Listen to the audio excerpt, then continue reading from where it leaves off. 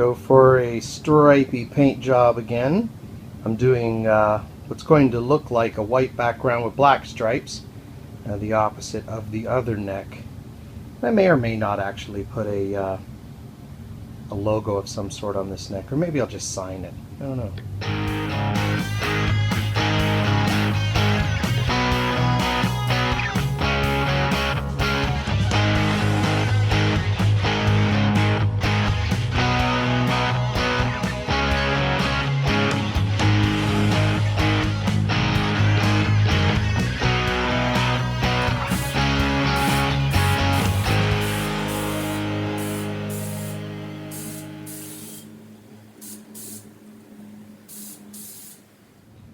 Well, I was going to paint it white and put a black stripe on it, but I also wanted the back to still be natural wood color, but then I stained it and it stained really dark. So it doesn't look right. Looks like half of an Oreo cookie, basically. So now what I'm doing is taping it off so that the stripe will be white and the rest will be black. I think that'll look a little better.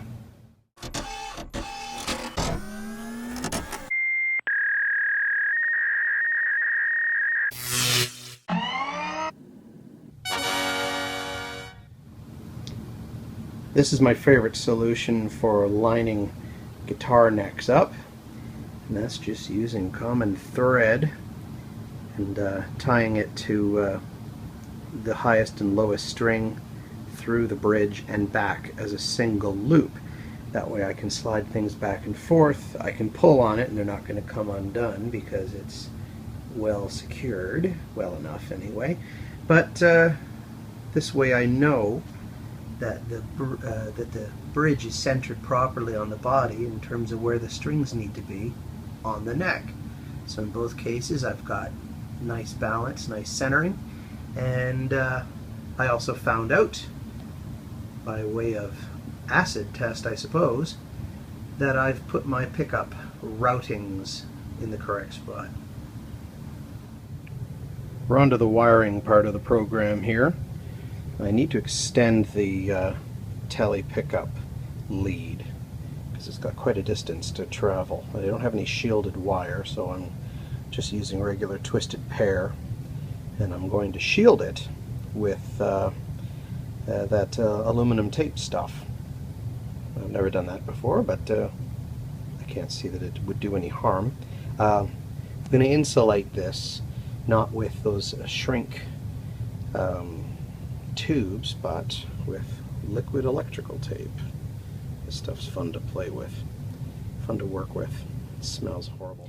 Well, I got this tone pot off easy enough.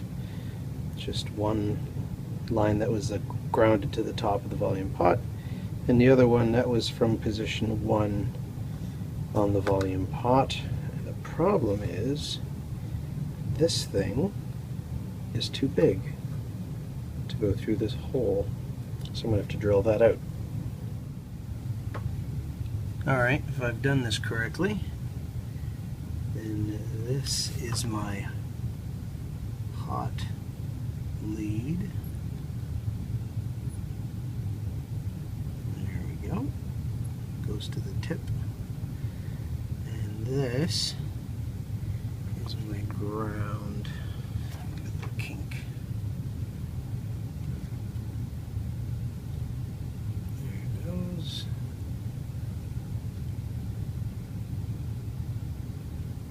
There. That's one of the things I like so much about the Telecaster control plate and control cavity is the way I can shield it so easily. So this is aluminum tape. It is conductive, and it is conductive through the adhesive. So I roll it around like this. Come on, fella. Get it down into the bottom. I've already layered the bottom, you probably saw that. And once this is positioned, I simply keep holding the bottom of it down while I peel away this layer here.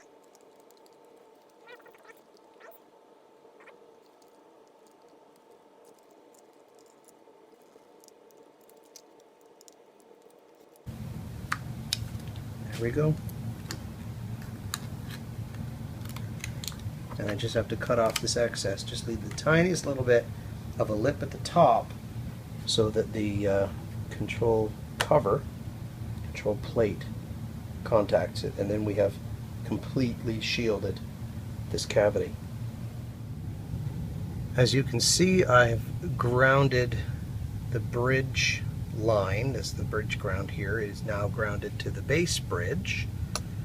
And I have another line here which is going to ground against this guy.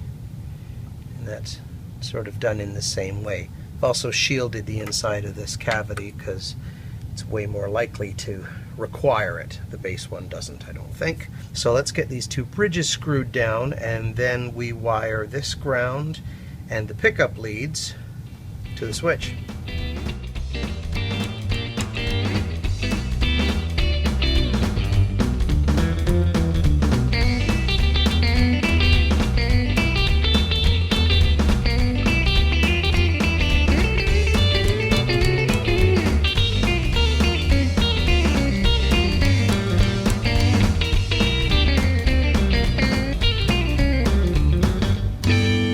Forgotten to video the step where I did the wiring,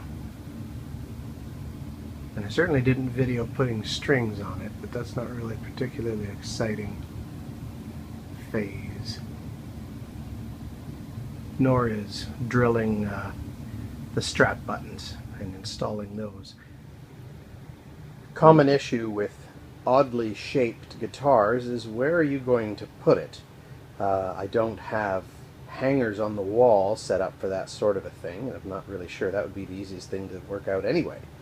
And I certainly don't have a stand that would take it because it doesn't have a flat bottom. If it was like Strat or Tele style, then it would stand up straight in one of those floor jacks that doesn't have this neck rest. It just has hooks at the bottom and a body rest. I have one of those, but that's more of a Strat thing. So I got myself set up on the router here, and I made this. So this is just routed out to fit over the top of the stand here, and then has the two little wings on it to grab onto the guitar neck. And then this just fits perfectly-ish over this guy. And then this can still be used as a, you know, normal guitar holding thing, but it's got this extra little thing on it for the double neck. And I suppose I could drive a screw into it. For right now, until I decide what I want to do permanently, I think a zip tie will have to do.